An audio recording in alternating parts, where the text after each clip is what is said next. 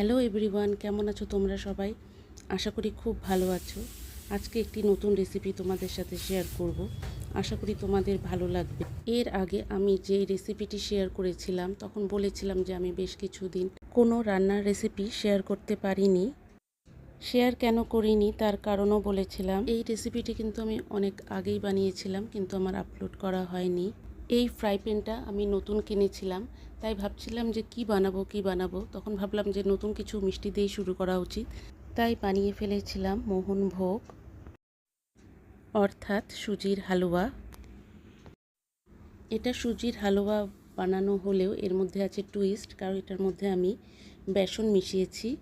এভাবে বানালে কিন্তু হালুয়ার টেস্ট দ্বিগুণ হয়ে যায়, একবার অবশ্যই ট্রাই করবে। প্রথমে প্যান গরম করে ঘি দিয়ে দিয়েছি পরিমাণ মতো। আমি হেলথ কনসিয়াস, তাই বেশি করে কিন্তু ঘি দিইনি। প্রথমে সুজি কিছুক্ষণ ভেজে তারপরে দিয়ে দিয়েছি বেসনও কিছুক্ষণ রোস্ট করেছি। সুজি যখন গাঢ় রং হয়ে গেছে তখন অ্যাড করে দিয়েছি 2 কাপ দুধ।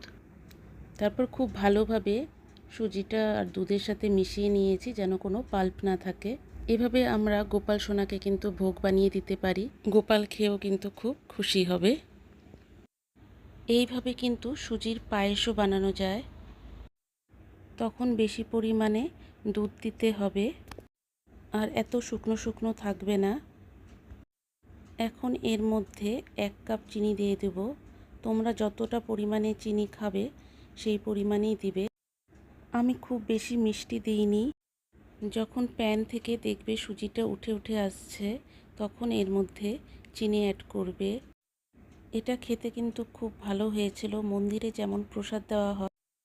যদিও প্রসাদের সেই গন্ধ আর স্বাদ তুমি যতই চেষ্টা করো বাড়িতে বানাতে পারবে না যতক্ষণ না তুমি ভোগ দাও।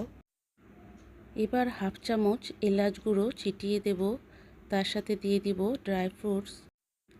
ড্রাই ফ্রুটসের মধ্যে আছে কাজু আর আলমন্ড, তোমরা কিশমিশও দিতে পারো। এবার এগুলোকে ভালোভাবে মিশিয়ে নেব। তৈরি হয়ে গেছে আমার পছন্দের একটি মিষ্টি। তোমরা অবশ্যই বাড়িতে ট্রাই করো। তোমাদের রেসিপিটি কেমন লেগেছে অবশ্যই আমাকে কমেন্টসের মাধ্যমে জানাবে। সুজির হালুয়ার রং কিন্তু খুব সুন্দর হয়েছে, একদম সোনালি। এর কারণ হলো আমি সুজি কিন্তু খুব বেশি ব্রাউন করে ভাজিনি। হালুয়ার মধ্যে 1 চিমটে লবণ অ্যাড করেছিলাম, যেটা আমার দেখানো হয়নি। তোমরাও 1 চিমটের মতো লবণ দিবে, তাহলে টেস্ট কিন্তু ইনহ্যান্স হয়, মানে বেড়ে যায়। এখন হালুয়া ভালোভাবে সার্ভ করে নিব আর উপর থেকে সাজিয়ে দেব কিছু ড্রাই ফ্রুটস। রেসিপিটি তোমাদের পছন্দ হলে অবশ্যই লাইক, শেয়ার এবং সাবস্ক্রাইব করবে। আর ফেসবুক থেকে এই ভিডিওটি দেখলে অবশ্যই আমার চ্যানেলটি ফলো করে দিও আর শেয়ার করে দিও। আর এতক্ষণ রেসিপিটি ধৈর্য সহকারে দেখার জন্য সকলকে ধন্যবাদ। সবাই ভালো থাকবে আর নিজেদের খেয়াল রাখবে।